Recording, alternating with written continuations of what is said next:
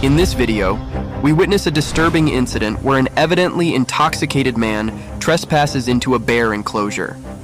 In a foolish move, he jumps into the water to avoid the bear, showing how his impaired judgment led to dangerous consequences.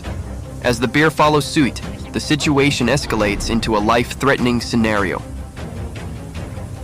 Despite the man being drunk, he finds himself in a terrifying struggle with the bear. It's astonishing, but somehow he manages to overpower the bear and emerge victorious in the end.